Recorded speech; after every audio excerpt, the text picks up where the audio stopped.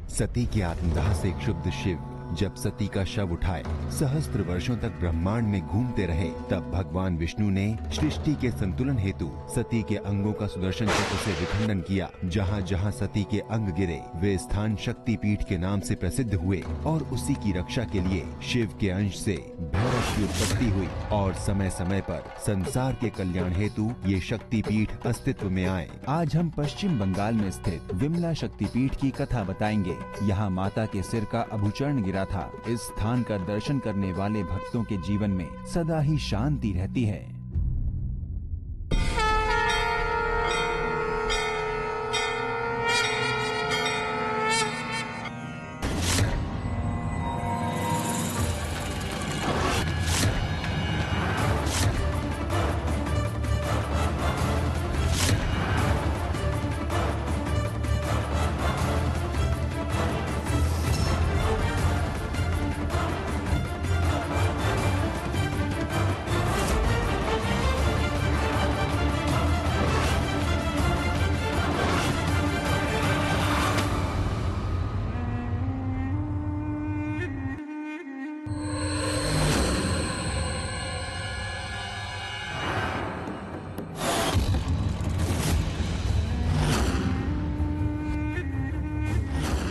असुरराज लोग वरना मैं सत्य बोल रहा हूँ, मुझे कुछ नहीं पता। मुझे छोड़ दीजिए, जाने दीजिए, दया कीजिए असुरराज, दया कीजिए। असत्य, असत्य कह रहे हो अंतक? तुम्हें सब कुछ पता है। देव असुर संग्राम में तुम ही मेरे पिताश्री के साथ गए थे। बताओ मेरे पिताश्री का वध उस संग्राम में किसने किया था? असुरराज, मुझे कुछ नहीं मालूम। असुरराज, युद्ध में जब आपके पिताश्री का वध हुआ, मैं उस समय कहीं दूर घायल अवस्था में था। असुरराज, मुझे नहीं मालूम। नहीं, मिथ्या कह रहे हो तुम अंतक। तुमको सब कुछ पता है। देवताओं के भय से तुम कुछ नहीं बता रहे हो। मेरे पिताश्री की ही भूल थी जो तुमको सारथी बना युद्ध में साथ ले गए, जबकि वो भली भांति जानते थे कि तुम माता के भक्त हो जो इस युद्ध में उनके विरुद्ध थे। मैं तुमको नहीं छोड़ूंगा अंतक।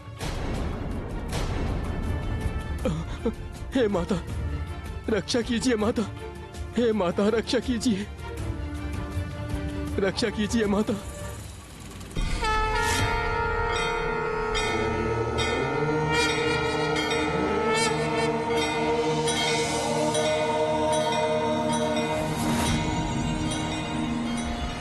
सर्वत भैरव, माता विमला और उनके भक्तों की रक्षा करना तुम्हारा कर्तव्य है। अब तुम्हारा कर्तव्य निभाने का समय आ गया है।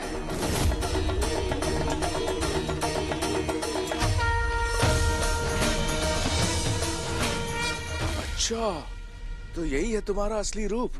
कठिनाई के समय हमें उनकी याद आती है जो हमारी रक्षा कर सके, हमें बचा सके, और तुम अपनी मृत्यु को सामने देखकर माता विमला देवी को याद कर रहे हो। किंतु आज तुम्हें मृत्यु से कोई नहीं बचा सकता। ये असुर तो अंत तक सत्य कह रहा है। असुर और देवताओं के संग्राम में असुर लोक वर्णा के पिता का वध किसने किया था? इस बेचारे असुर को सत्य में ज्ञात नहीं है। आज तुम जीवित नहीं बचोगे। रुक जाओ दुष्ट।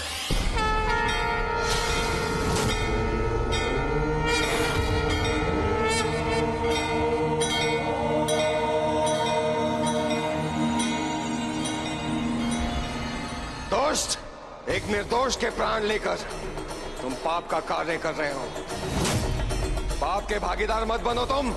ये असुर लोक का विषय है। तुम कौन होते हो हमारे मध्य आने वाले? ये मत भूलो तुम कि वो माता का भक्त है और मैं माता के भक्तों का रक्षक भैरव। जाओ यहां से।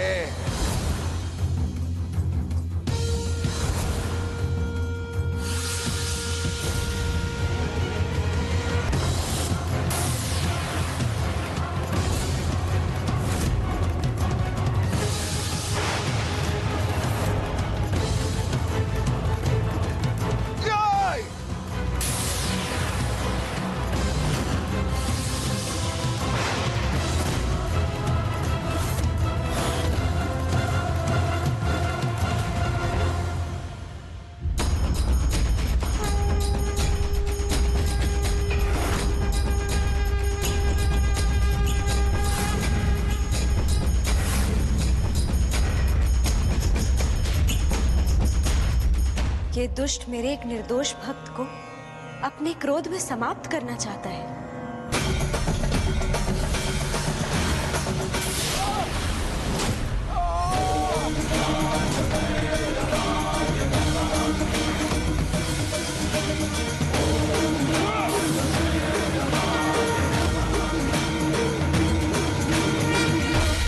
दुष्ट, यदि मैं चाहूं तो इसी समय तेरा वध कर सकता हूं, परंतु तेरा वध करने से अच्छा है कि तू इसी प्रकार यहाँ लटका रहे।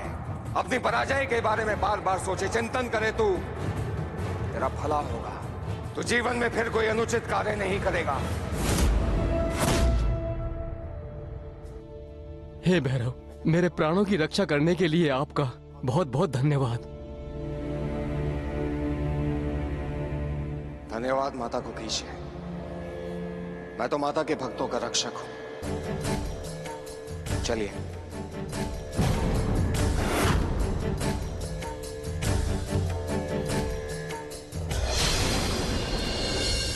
गुरुदेव, भैरव ने बहुत अच्छा पाठ पढ़ाया इस दुष्ट को।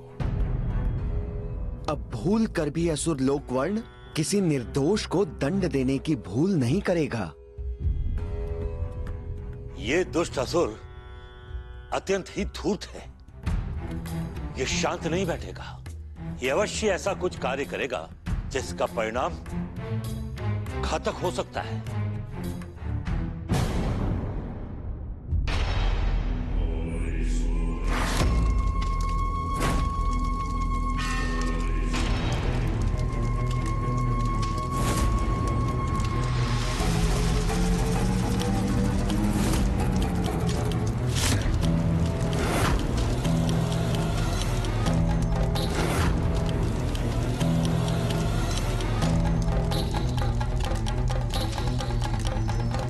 माता, मैं इस अपमान का बदला लेकर रहूंगा। पुत्र,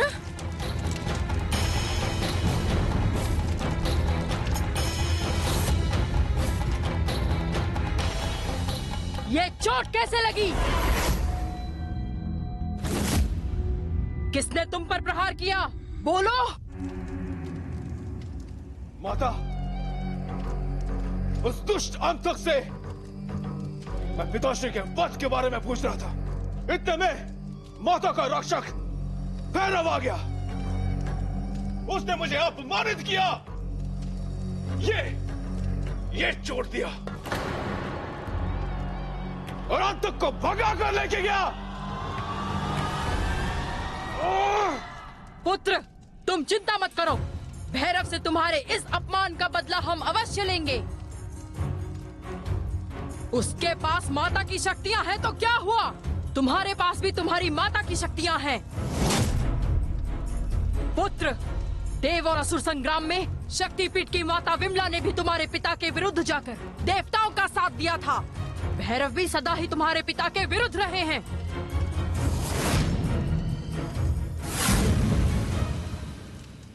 अब समय आ गया है। उन्हें अपनी शक्तियों का परिचय देना ही होगा। तुम्हें केवल उसका ही वध नहीं करना जिसने तुम्हारे पिता का वध किया, बल्कि तुम्हें समस्त देवताओं को अपने मार्ग से हटाकर स्वयं इंद्रासन को प्राप्त करना है। चलो मेरे साथ। कहाँ माता? बस, और कोई प्रश्न नहीं।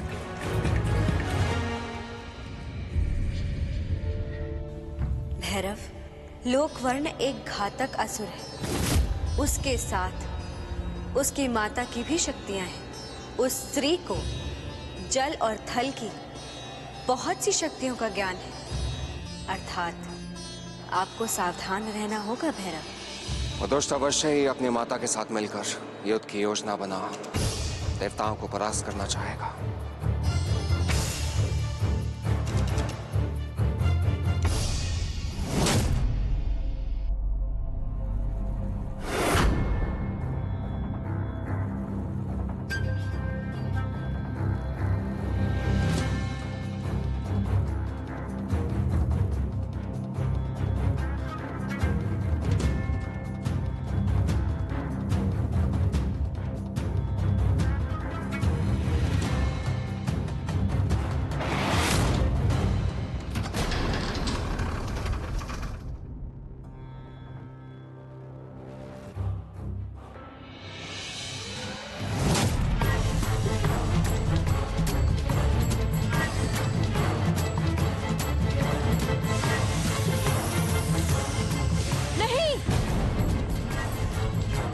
लोकवर्ण रुक जाओ।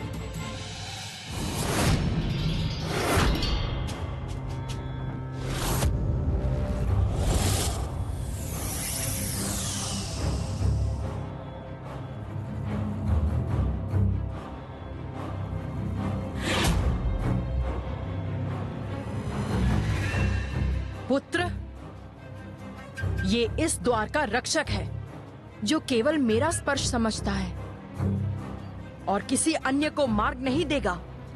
आओ।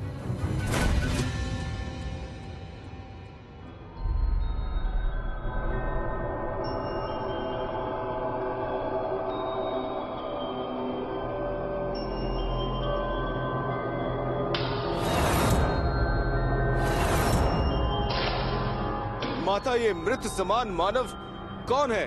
पुत्र, अपनी साधना से मैंने इस मानव को तुम्हारी रक्षा के लिए पवित्र जल की चट्टानों से उत्पन्न किया है। इसमें मैंने जल और थल की शक्तियों को समाहित किया है। अब ये शीघ्र ही तुम्हारे शत्रु भैरव का वध करेगा और तुम्हारे पिता के त्रिलोक विजय के स्वप्न को पूरा करने में तुम्हारी सहायता करेगा। किंतु कैसे माता? इस मानव में तो प्राण ही नहीं है। तुम चिंता मत करो पुत्र, शीघ्र ही प्राण भी आ ही जाएंगे। बस उसके लिए आज मध्य रात्रि तक तुमको मेरे बताए हुए कुछ महत्वपूर्ण कार्यों को पूर्ण करना होगा। कैसा कार्य माता?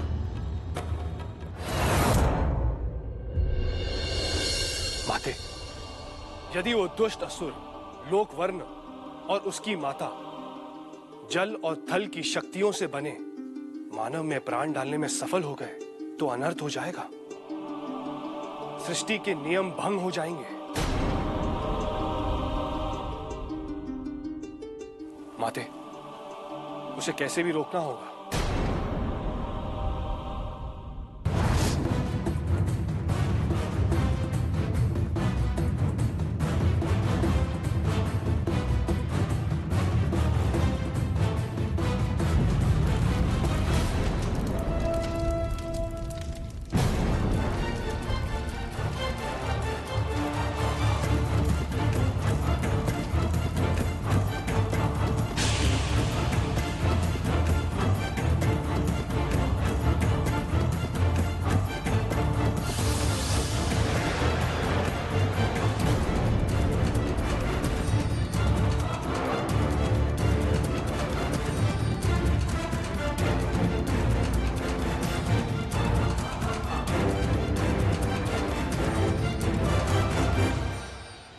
भैरव की ही चाल थी। भैरव मुझे रोकना चाहता है, वो मुझे फिर रोकने की कोशिश करेगा।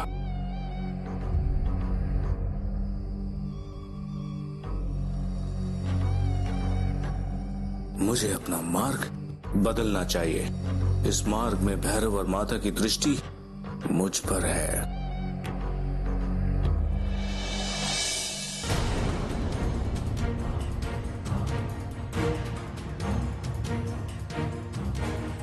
कहाँ चला गया ये?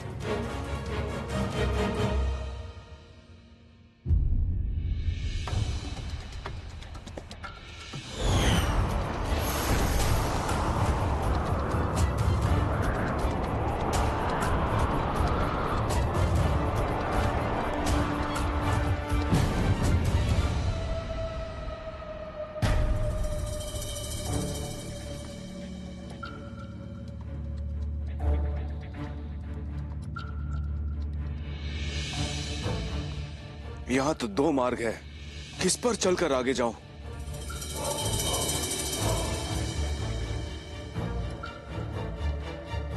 ऋषिवर, प्रणाम ऋषिवर। ऋषिवर, ये पुष्पक पर्वत कहाँ स्थित है? इस मार्ग के साथ साथ सीधे चले जाइए।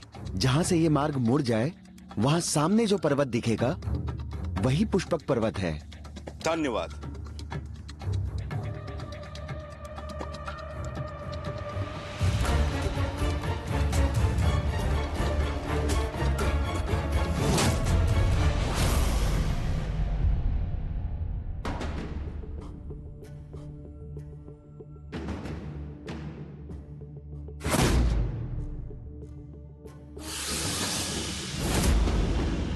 उस ऋषि के अनुसार यही पुष्पक पर्वत है।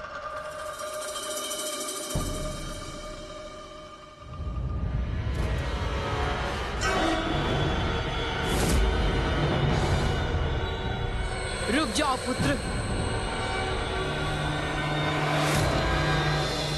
छोड़ो मुझे, छोड़ो मुझे, मुझे मत रोको भैरव, वरना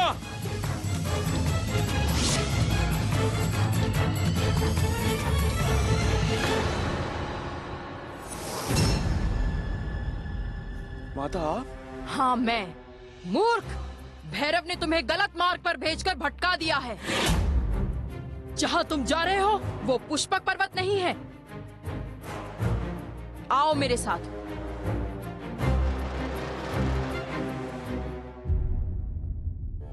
लोकवर्ण और उसकी माता की रणनीति यदि परिणाम तक पहुंच गई तो अनर्थ हो जाएगा।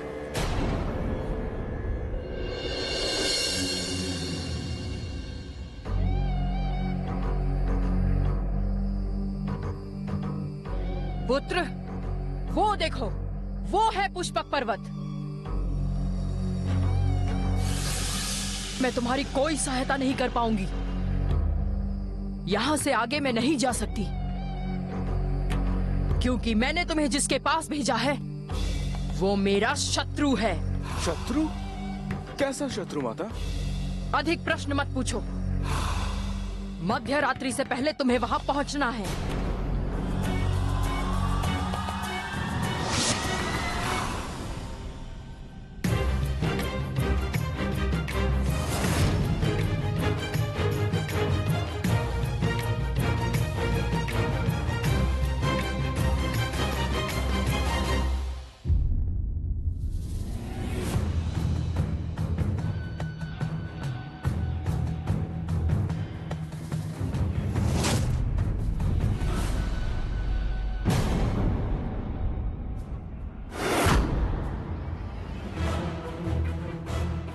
कहाँ जा रहे हो लोकवर्णा? मेरे पास तुम्हारे इस प्रश्न का उत्तर देने का समय नहीं है।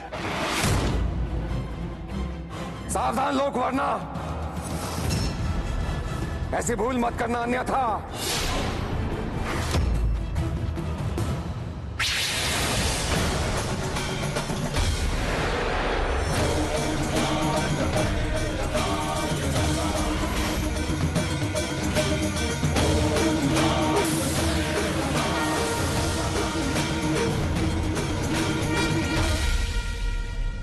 भैरव, मेरी तुमसे कोई शत्रुता नहीं है। जो हुआ उसे भूल जाओ। मुझे आगे जाने दो, मेरे पास समय नहीं है। मैं तुम्हें यहां से नहीं जाने दूंगा लोकवर्णा। तुम्हारा उद्देश्य संसार के लिए भयंकर है। तुम्हारी योजना का परिणाम विनाशक है। तो तुम मुझे नहीं जाने दोगे? कदापि नहीं। मुझे आज तक कोई नहीं रोक सका। मेरा पुष्पक पर्वत पहुंचना आवश्यक है। मेरे रहते ये संभव नहीं है लोकवर्णा। यदि फिर भी तुम नहीं माने तो मुझे तुम्हें बंदी बनाना होगा। मेरे क्रोध को आमंत्रण मत दो भैरव। कहा ना, मुझे कोई नहीं रोक सकता।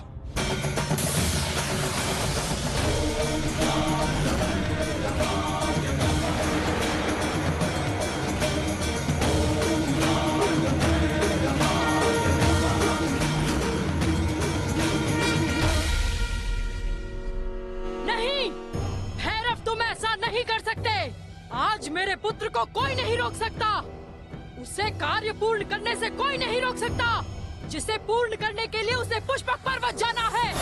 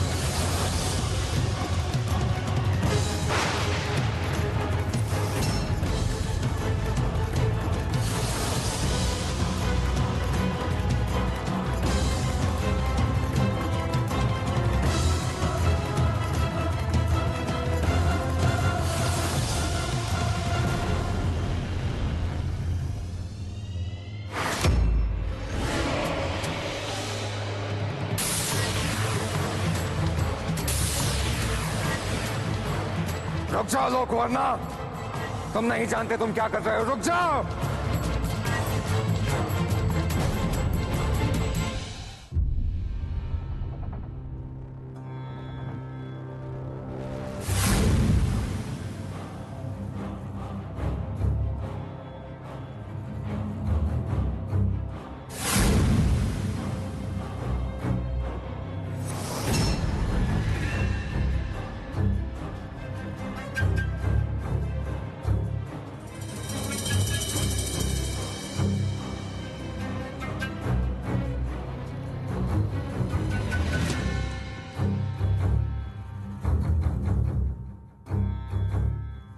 पुत्र, तुमको आज मध्यरात्रि तक कैसे भी नील रत्न को साधु मंधक की गुफा से लाना ही होगा, परंतु ज्ञात रहे चुराकर नहीं, उनकी अनुमति से, अन्यथा रत्न का प्रकाश चला जाएगा और बिना प्रकाश का नील रत्न हमारे लिए कुछ भी नहीं। किंतु लोकवर्ण, तुम्हें सावधान रहना होगा पुत्र, क्योंकि कभी भी कहीं भी भैरव अपना रूप बदलकर तुम्हें भटका सकता है। साधु महाराज, साधु महाराज, साधु महाराज!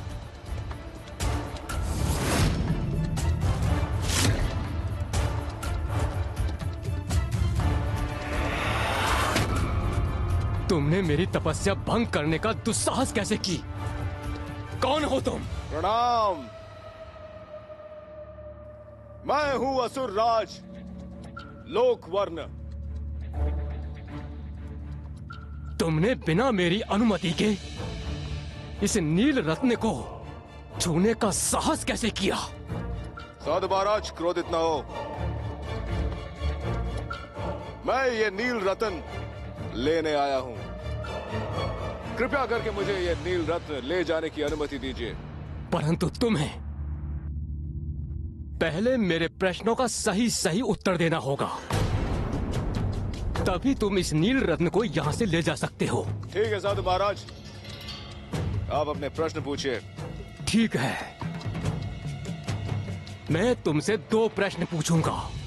अगर तुमने दोनों में से किसी एक का भी उत्तर सही नहीं दिया तो तुम यहीं इसी क्षण शिला में परिवर्तित हो जाओगे।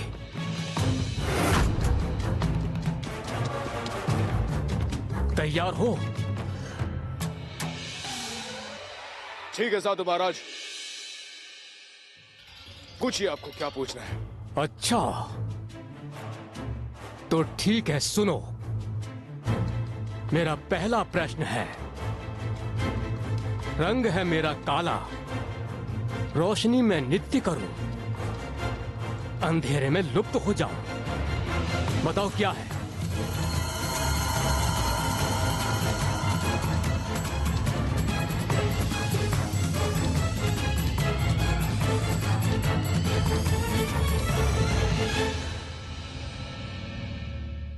परछाई।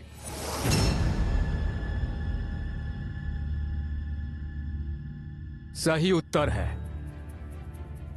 अब मेरा दूसरा प्रश्न है, बिन बताए रात में आऊं, बिना चोरी लुप्त हो जाऊं, बताओ क्या है?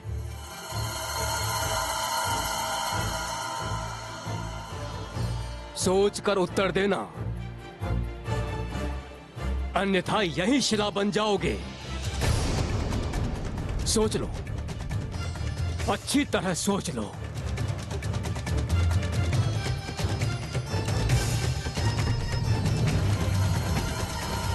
आसमां में तारे,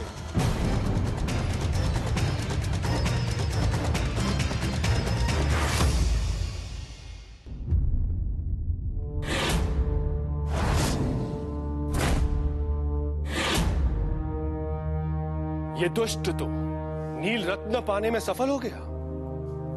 यही उद्देश्य था इस दुष्ट का। नारायण नारायण। देवराज, अब क्या होगा यदि आज ये अपनी माता तक नील रत्न पहुंचाने में सफल हो गया? तो इसकी दृष्टि से देवलोक भी नहीं बचेगा। माता पुत्र प्रतिशोध की अग्नि में जलकर कुछ भी करने को तैयार हैं। अब सत्य कह रहे हैं देवर्षि कि आज मध्य रात्रि से पूर्व लोक वर्णन को उसकी माता तक पहुंचने से अब कोई नहीं रोक पाएगा।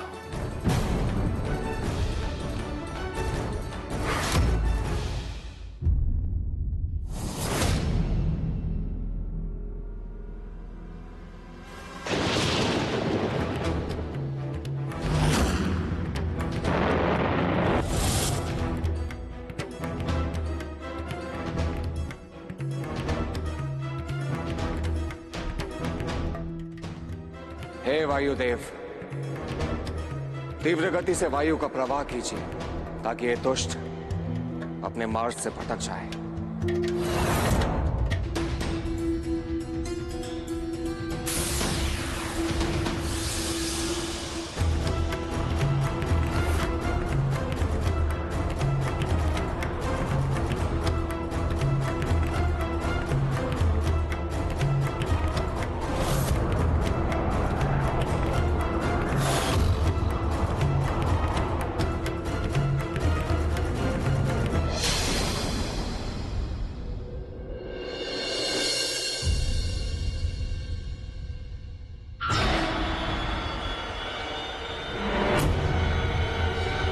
पुत्र, माँ, मैं सफल हुआ। ये नील रत्न जल्दी से मुझे दे दो। लाओ। ये लीजिए। तुम्हें सावधान रहना होगा पुत्र, क्योंकि कभी भी कहीं भी भैरव अपना रूप बदलकर तुम्हें भटका सकता है। कहीं ये भैरव तो नहीं?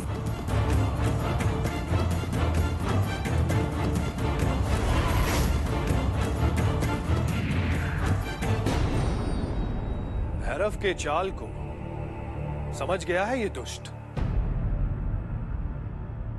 अब भैरव उसे कैसे रोकेंगे?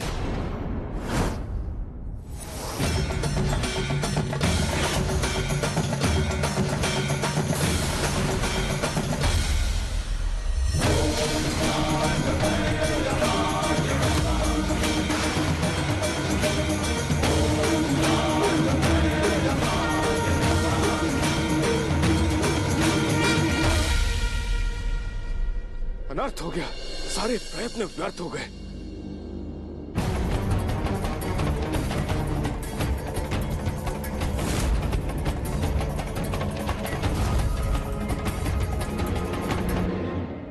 तुम सफल हो गए भैरव, मैं पराजित हो गया।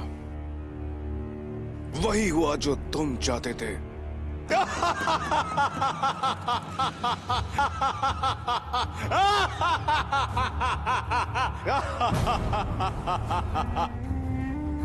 वो जो धरती में तुम्हारे सामने खड़ा है, वो मेरा रूप है। और जो नील रतन तुमने धरती में समा दिया, वो इस नील रतन का प्रतिरूप है। असली नील रत्न यहां मेरे हाथों में है।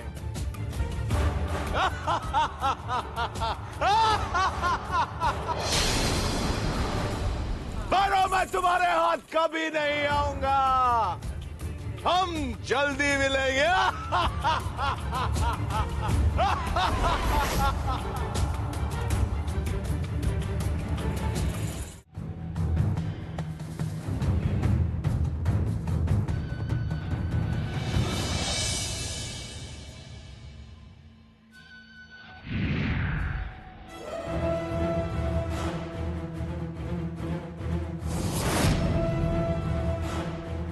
मध्य रात्रि का पहर समाप्त होने वाला है।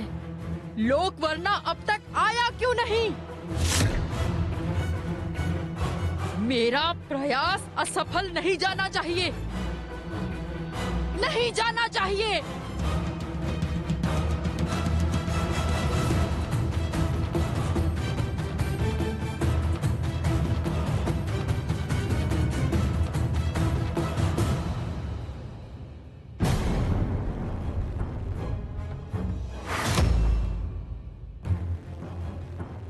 भैरव यहां तक कैसे आ पहुंचा?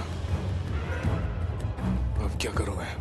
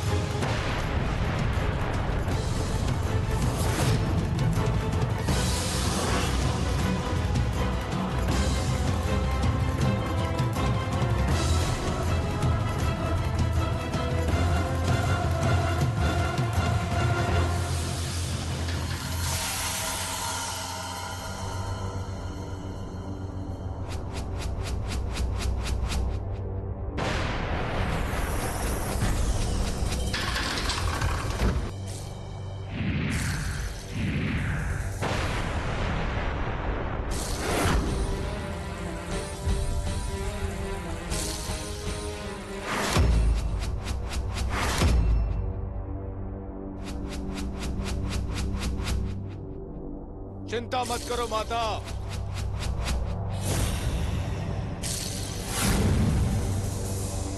मैं समय रहते रत्न लेके आ गया।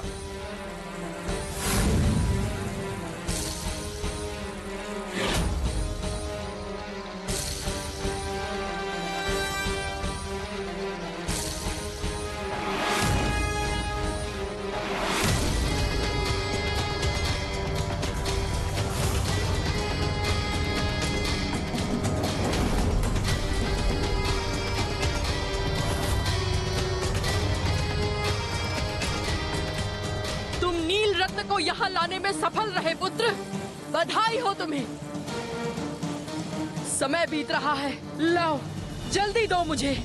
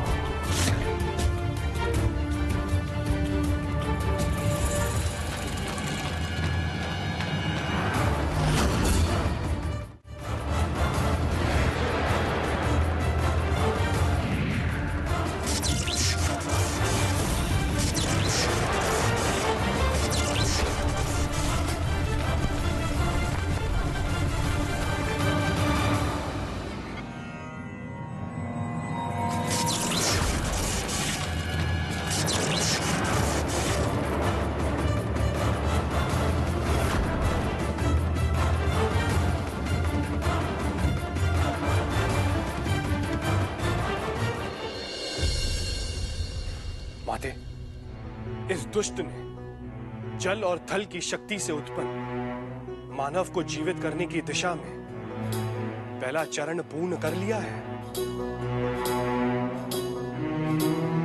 और यदि इसकी माता की चाल सफल हो गई तो ये मानव पुनः जीवित होकर त्रिलोक में हाहाकार मचा देगा।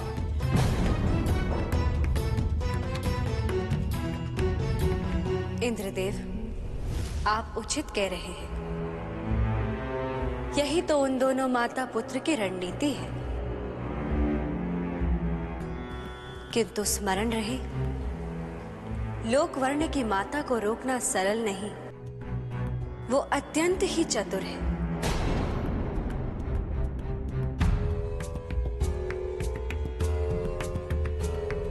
अवश्य ही वो माता और पुत्र उस मानव को पुनर्जीवित करने के लिए कुछ और सोच रहे होंगे, परंतु उस मानव को पुनर्जीवित करने के लिए उनका अगला चरण क्या होगा माता?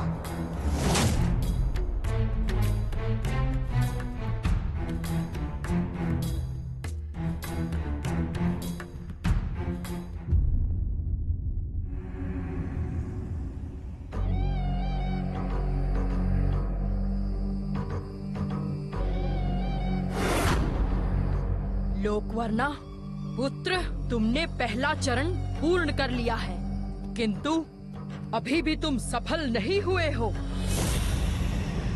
अभी भी बहुत कुछ शेष रह गया है, जिसे पूर्ण करने के पश्चात ही वो मृत समान मानव जीवित होकर तुम्हारा सेवक बन वो सभी कार्य करेगा जो तुम उसको करने की आज्ञा दोगे। हाँ माता, मुझे भी उसी क्षण की प्रतीक्षा है जब मैं उस भैरव का अंत देख सकूं और पिताश्री के वध करने वालों को दंड दे सकूं। मुझे समस्त धरती पर राज करना है, एक शस्त्र राज।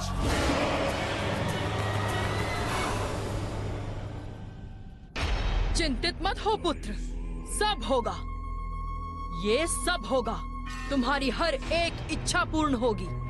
तुम्हारा राज्य त्रिलोक में ही होगा और ये सब करेगा वो जल थल की शक्तियों से निर्मित हमारा मानव।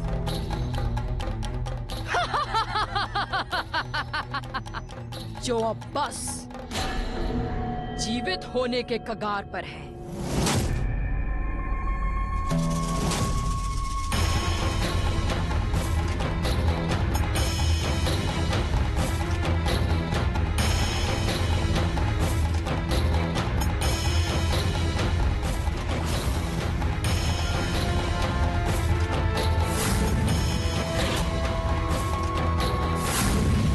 ये क्या है? ये मेरा अतीत है, जिसने आने वाले वर्तमान को पहले ही पहचान लिया।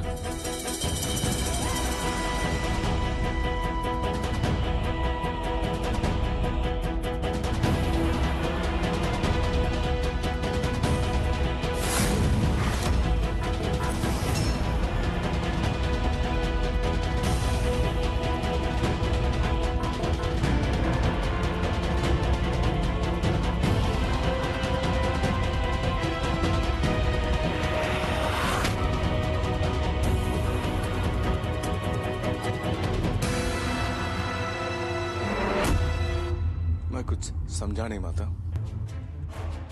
कभी कभी स्थितियों को समझने से बेहतर होता है कि उनके सम्मुख समर्पण कर दो। ये है तुम्हारी अगली यात्रा की साथी।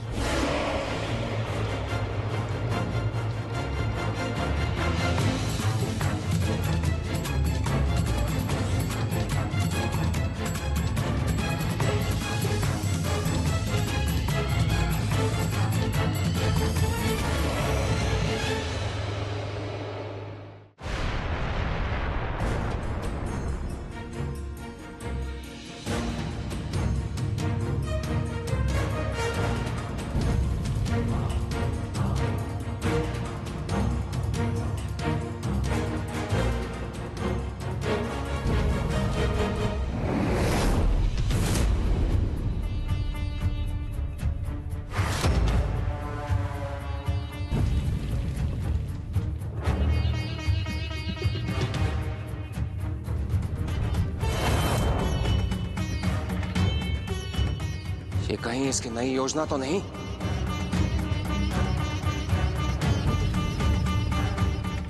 भैरव, उसे रोकना होगा क्योंकि वो महा अनर्थ करने की दिशा में जा रहा है। जाइए, तुरंत जाइए भैरव।